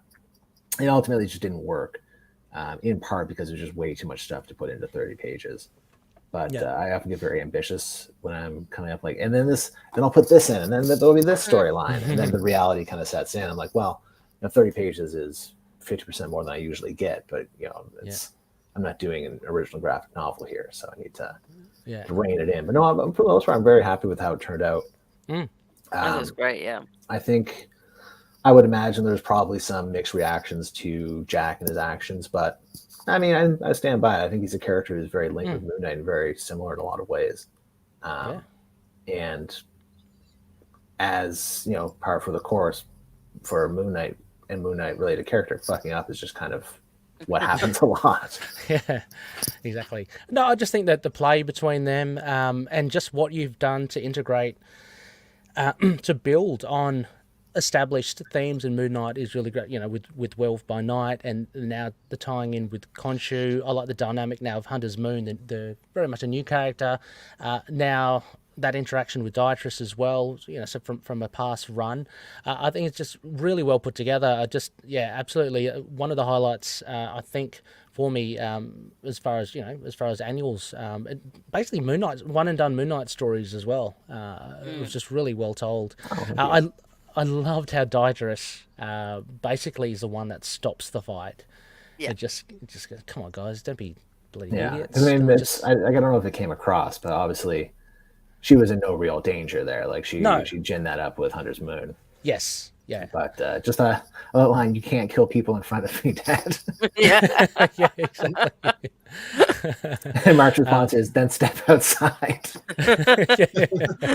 She's the perfect response, really. Yeah, exactly. And then I love it. Then at the end, they're talking about, I mean, after, obviously there's some stuff there between Marlene and Mark, but then just, let's go get ice cream with, with everyone.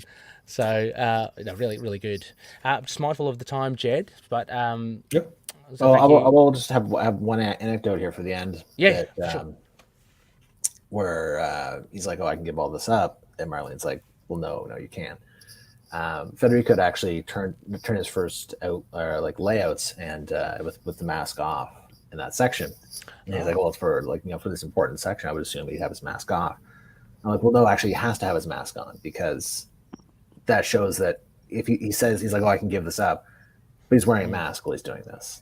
Obviously he can't give this up. He's still wearing his mask. Like he can't take his mask off in front of this woman. Which I quite liked as a little bit of acting, but not incredibly subtle. But again, they're superhero comics, so Yeah, no, it's great. No, it's good. It does. I mean, it does read like that, and it would be important, I think, to have that. So, fantastic issue. Before we go, of course, a huge thank you, Jed, for your time. Yes, I hope the loonies have enjoyed it. Thanks to all the loonies for live commenting as well. My particular favourite is Mario getting the exact 195.58 centimeters. There you go, Jed. Always pulling out the facts. You got to remember that one. Before we go, just a few questions. Sure. Across our platforms. Rebecca, have you got the prompt sheet with you? Or I do. Okay. Shall we just chop and change? Or yeah, I'll start. Lena as well. Sorry, as well. Would you have it? Yeah, I actually did have it. Well, I have a comment and a question real quick. Okay. My comment is that I just want to tell you again, Jed, that I really appreciate you having a desire to get the ID right and because there's too many writers that don't really care about how they portray mental illness in general, or especially DID, and I really appreciate you trying to get that right and trying to portray it more accurately and more positively. Oh, thank you. And again, thank you for helping with that. It's as I said before, it's something I have no knowledge about. I have no background in it, and wouldn't be able to. And again, I always hesitate to say that I'm portraying something realistically or accurately, but instead generally trying to be more realistic or more accurate than I would otherwise be acting from a state of pure ignorance. So no, I really appreciate your help in that respect. Yeah. I'm glad that it has hopefully worked for you. Yeah. Yeah, awesome. Rebecca, do you want to kick off, or yeah? First question is from Mario. I think we can probably guess this one. Is your Moon Knight run open-ended, or do you have a specific endpoint in mind? It is. I mean, like I said before, we're basically given certain amounts of runway to cover. I'm not at liberty to speak to how much we have. I think the best we can say is just keep an eye on the solicits. They kind of keep things going on. But as it stands, I believe the book is selling pretty well, and we've got some pretty exciting stuff coming up in the future. As far just not just the main series, but just there's all kinds of Moon Knight stuff coming down the pipe. Cool. I think he's a character. So we should be start saving, is what you're saying. Well, I mean, I think he's a character is really having a bit of a renaissance. And I mean, again, like it's all down to the TV show, of course, and the hype around that. And the reason there's a new Moon Knight series is because there was a TV show. But I mean, your series is now one of the longer that renaissance. runs. So, oh, for sure. Yeah. I mean, and I think it's a very good series. Don't get me wrong. But I think having that added attention from a TV show has been very helpful in getting new people interested in it. And as it stands, I think things are going quite well. I don't see any reason I need to be worrying about an ending anytime soon. Or at least I hope not. I don't get to see the numbers. I just kind of, can gauge by them saying, here's we want more stuff. Do a few more issues. Yeah. Well, I mean, he's been appearing all over the place. He had a Black, White, and Blood series. He was in that Ms. Marvel, Jody Hauser one. Damage Control. Yeah. I was gonna raise it when you were talking about covers that were a little bit deceptive, but I think. I mean, he had lines. He had lines. Yeah. He's in Murder World Moon Knight, which even I don't know what that's going to look like. Well, I just read the first 2 issues, so I'd have an understanding of what was going on. I was like pleasantly surprised. I'm looking forward to the Moon Knight one. Yeah, it's. I mean, having read Murder World Spider-Man, I don't think it's going to be what people were expecting. No, I think it's going to be really, really unexpected. Yeah, when I sort of opened up Murder World Avengers, I was like, this wasn't what I was expecting, but I'm loving it. So I'm really psyched for the Moon Knight issue now. And obviously, there's a lot of speculation we won't get in with you that we talked about last issue about where he could show up next. So. Yeah. Yes. Yeah. But yeah, so we're still plugged away. And like I said, keep your eye on the solicits. We've got some exciting stuff coming up. As I mentioned before, we've got our Tigra Viewpoint issue coming up at a certain point. Awesome. We're gonna have a focus on Reese as well. Tomorrow we've got a new issue we're starting on. I know, right? I was sneaking this in right before. We are. That's right. Yeah. Because this actually, I think, was issue 17. I think the solicit said a terrifying new truth about the Fists of Khonshu or something. I didn't actually have time to put in that book or space.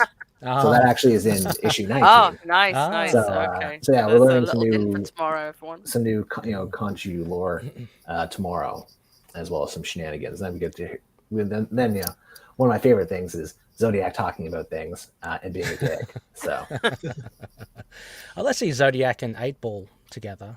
I think that would be... I don't, because then I don't feel 8-Ball would get out of it. Yeah, you want to talk about your abusive relationships. Yeah. Although maybe probably not a good mix. Separate them, and that would be yeah.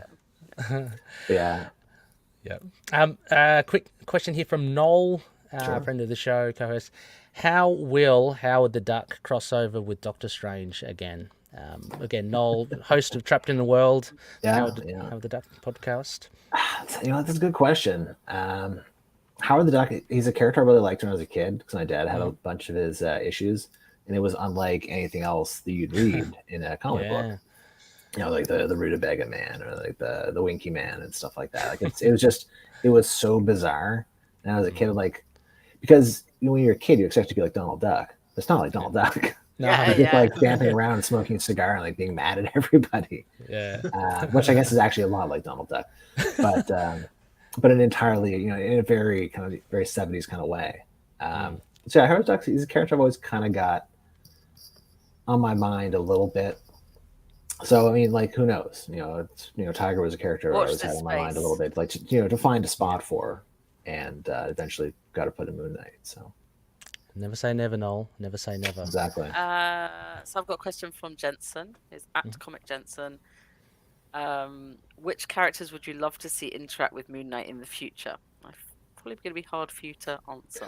Yes, I can't really say that because if they're characters I'd love to see interact with in the future, I'd put it in a book. Yeah, that's right. Yeah, you have that advantage. Yeah. I'm not really sure how I can answer that without saying. Yeah, true. Because either I'll be like, yeah, this character will be in a book, or I can talk about it because I refuse to put them in a book. Yeah, so. It's kind of dangerous to trade.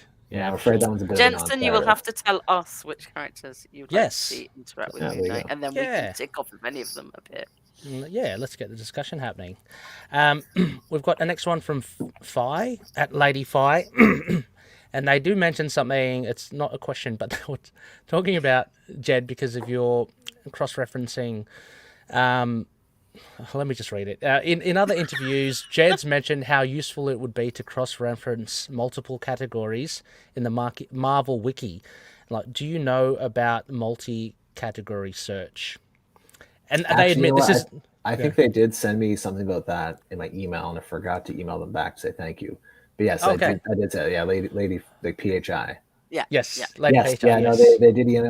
I'm really bad at getting back at emails, especially if they're not business related. So because I'm like, I should send thank you, and then I'll forget about it as I get like, here's these pages, here's these colors. So yes, I did get that email you sent me. Thank you very much. I appreciate that. Very nice, and very, very nice and considerate as well.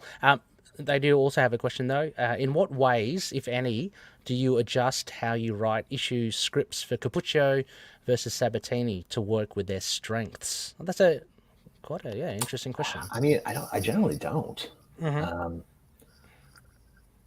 I think part of it is that my scripts are perhaps a bit on the sparse side in a lot of ways, in that I tend not to direct too much of the specifics, given that these artists are much better than I am at it. And I want to give them as much latitude to do what they want to do in the way that they think is best or most interesting. So generally I don't make much difference in the scripts I write for Alessandro and the scripts I write for Federico. Because both, they're both very accomplished artists in their own right. Yeah, absolutely. So, excuse me. Like there are things that, the biggest difference would be perhaps if I know one artist is drawing an issue, I'll put certain characters they draw very well in. I really love Federico's Tigra, whereas I really love Alessandro's Hunter's Moon, that kind of thing. And also sometimes I don't really know who's drawing which issue because I'm not aware of who's on the schedule. So I just like, I need a script. Off we go. Yeah. No, that's fair enough. Good insight. Then we're just one final question, which I see Ray has lined me up for.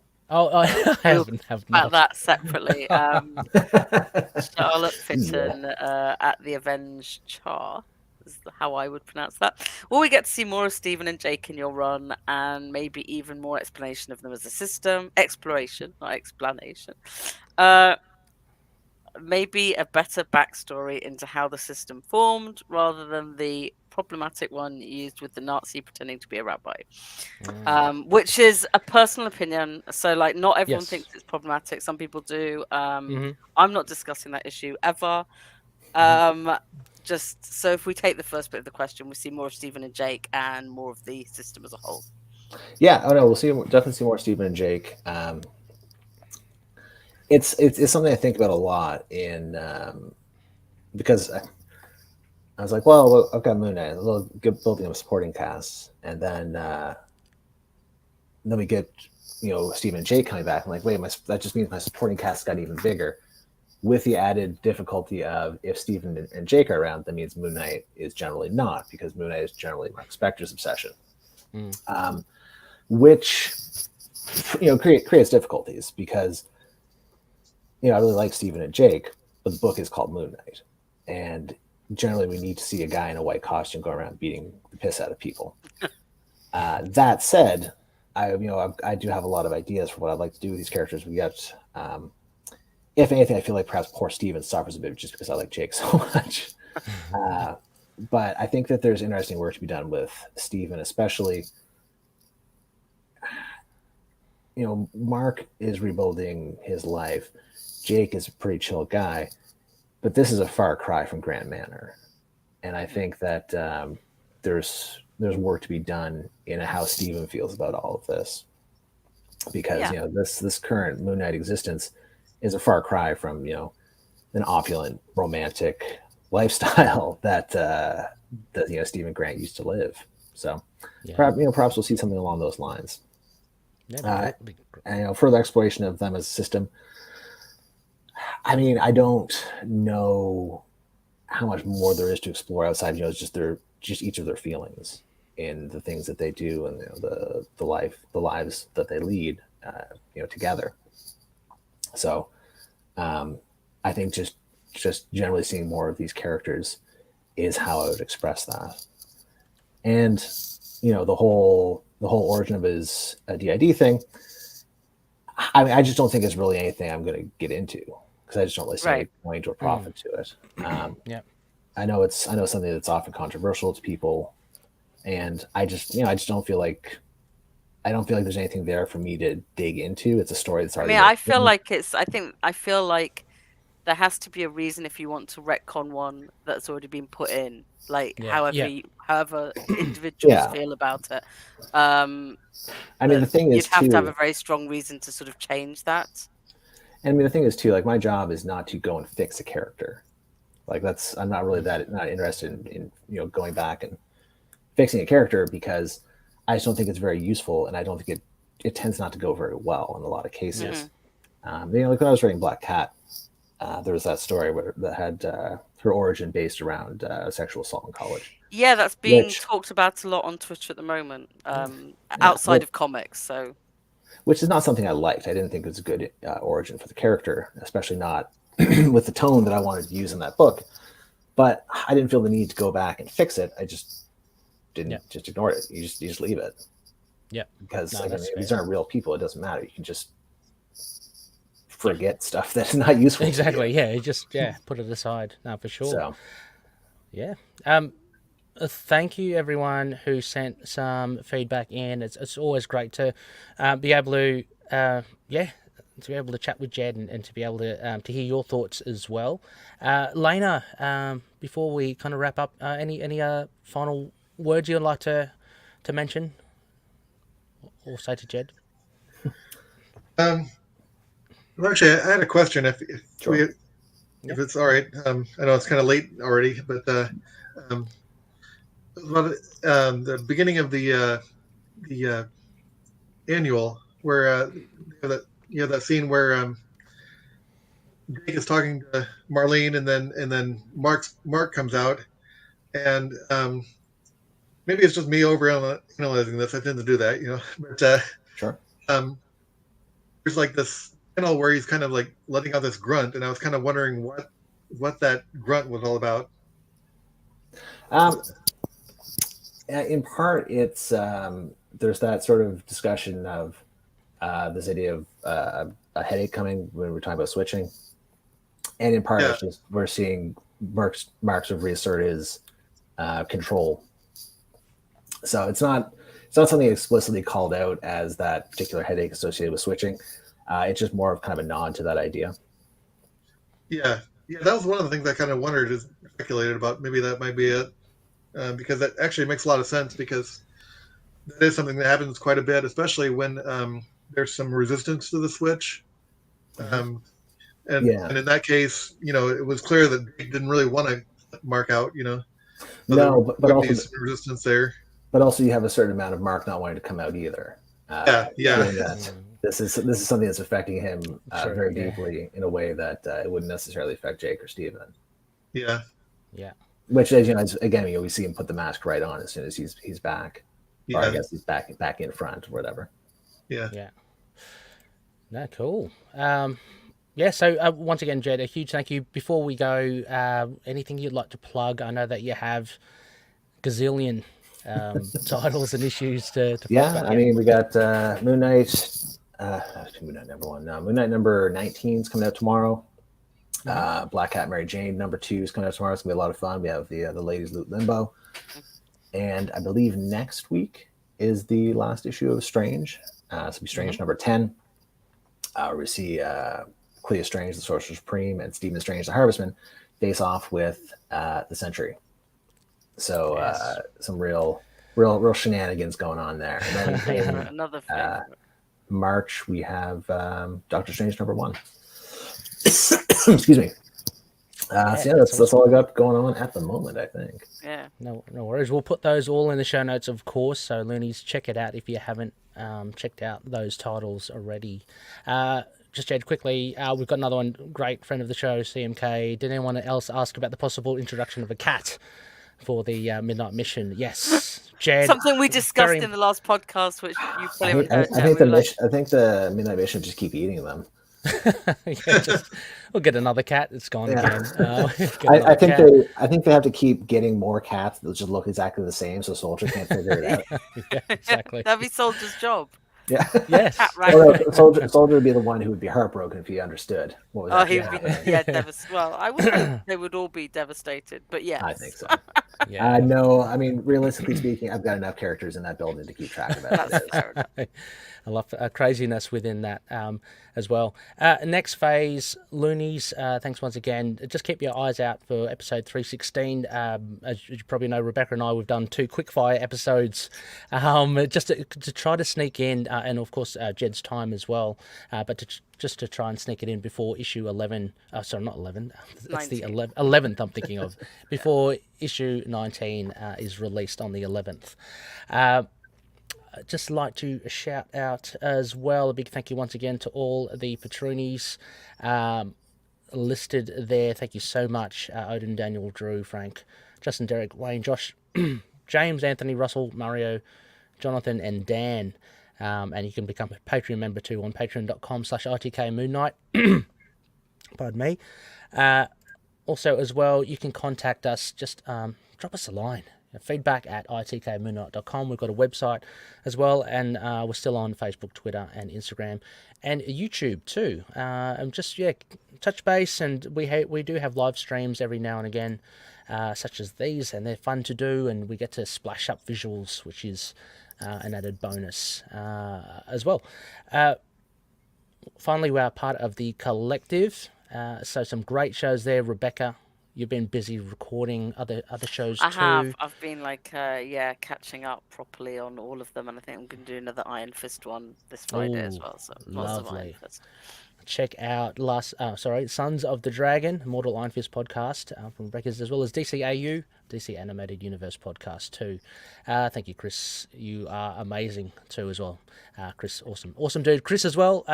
It's links in the show note. Chris is the one responsible for the videos. Thank you for adding the extra. This run, the cover for this run. Got Jed's in there as well. Yeah. So yes, once again, Jed, a huge thank you for all your time. I always say, look, it's going to be about an hour, but my God, I'm sorry. It's just doesn't. That's fine. But yeah, I mean, I know you would tell me anytime that you need to just go, just let us know, and But we'll get together. Probably another 6 months. Yeah. Yes. Let's see at issue 24. Yeah, and maybe 24. Any more 24. artwork acquisitions that you may gather, Yeah. Jed, on your wall? See what happens. To see how it changes. I've been going to shows, so I'm playing it pretty clear, pretty safe these days. And Lena, a huge thank you as well for coming on and for giving us your insights as well. Yeah, thank you for allowing me to come on. No, absolutely. It's great fun to have you on. As always, everybody, take care, and may Khonshu watch over the denizens of the night. Catch you later. Bye.